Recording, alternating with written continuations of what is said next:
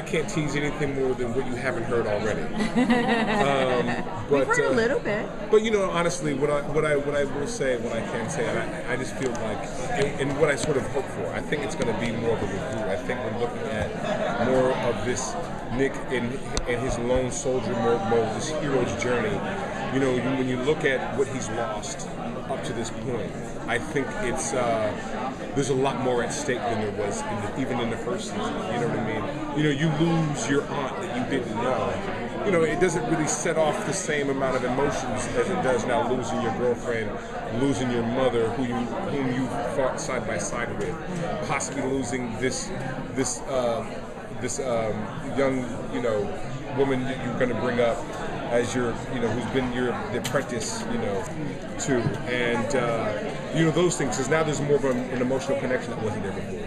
So I think we're talking about him taking more chances, and so in that, right, him taking more chances, I hope that there is more conflict between Nick and Hank, in so much as I'm not going to go down that I'm not going to blaze that trail with you. You know what I mean?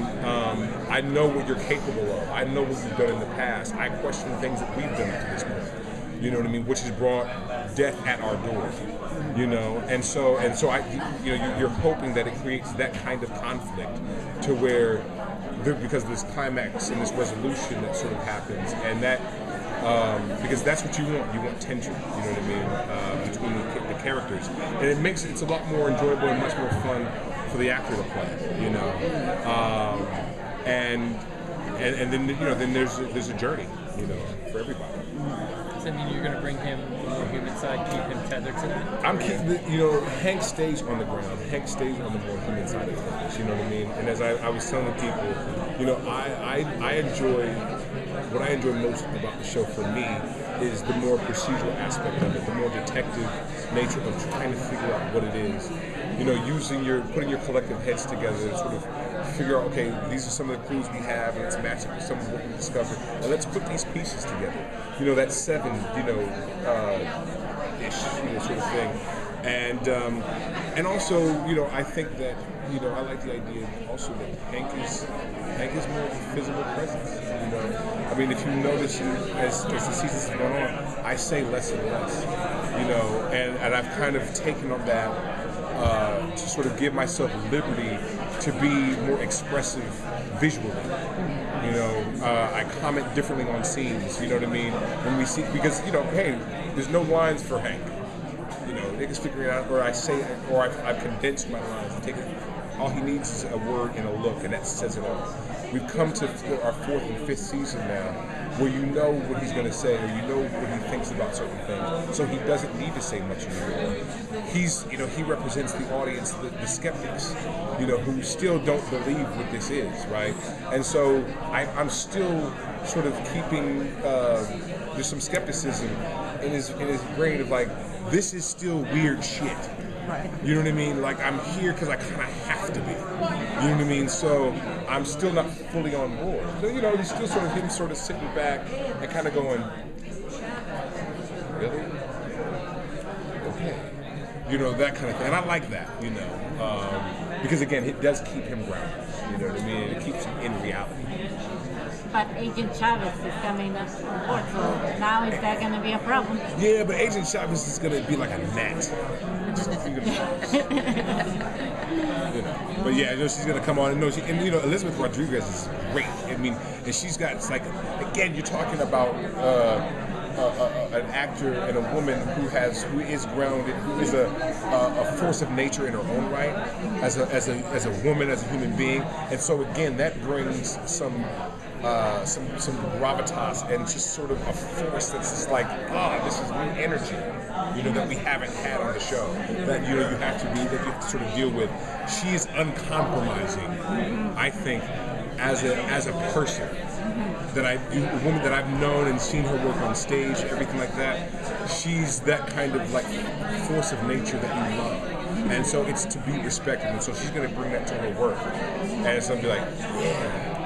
It's going to be a lot of fun. Now that Wu is a lot more knowledgeable and really like super studied up on all his lore previously, do you think that now that like Nick's kind of more lone wolf, will you guys be teamed up more to do things? I think so. I mean, I like again. I look at Hank as this physical presence and Wu as the cerebral presence, and I am not intimidated by that at all. Like that's what it is. And Wu is a bright and intelligent and inquisitive, character. You know what I mean? And Hank is not. Hank is a cop, and he knows what his strengths and his weaknesses are. And so it's like, help me put some of these pieces together so we can solve this, and so that's what he is. And so you bring Wu, who's just got another head, for the creatures and science and things like that. That's just going to make the pot richer. I really think. Oh, sorry, you go ahead. Any talks of a new romance for Hank? You know what? They're possible, but I hope not. I mean, it's like, all that does is kind of cloud the issue. You know what I mean? Like, it just does. Yeah, I mean, obviously, if they can connect it in some way, something that is great. But if not, it's like, again, Hank, listen, he's been divorced 4 times for a reason. Like, he can't find love under any management. So that's just the way it goes. I gotta say, I still got life to live just as an actor myself, so I'm gonna save my romance days for later on down the line. I got other characters, I got other stuff in my, in my toolkit. I'm gonna bring that later. Yeah. And now, I mean, you go. Well, she got one more. David's not. He hasn't left. One more. So I mean, I still fear for Hank when they're in fights, but he's been holding it down really well. Is there any? Do you go to them and say, hey, can I get a few more weapons, or can we get Hank in some other classes? Can we beef him up a little bit just so we can? Well, it's interesting. It's interesting you say that because I've actually told our fight coordinators people to simplify. Again, I like to keep Hank rooted in reality. So like all the chainmail and the cat of nine tails it's like no. I have my Roscoe. I have my gunpowder. That you shoot somebody, they die. You know what I mean? So it's like we're gonna do some hand to hand, and when I feel like I'm overwhelmed, I'm gonna do like the cops do. I'm shooting motherfuckers. You know what I'm saying? Just put that on a shirt. Yeah, you know what I'm saying? Like that's what happens. And so, and like even like my fights, I tell them simplify them. Like we're gonna go like 2 or 3 hits, and like I'm gonna get hit a couple times, I'm gonna hit him back, and it's over. I either drop him or he drops me, or I take out my Roscoe and he gets shot. Like all of this like elaborate like Matrix fights and shit like that. Like that's not real.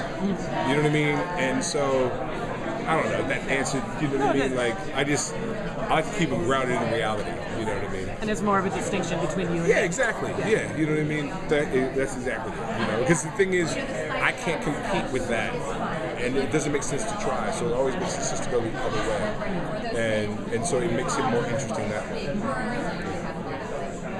Thank you so much. Thank you.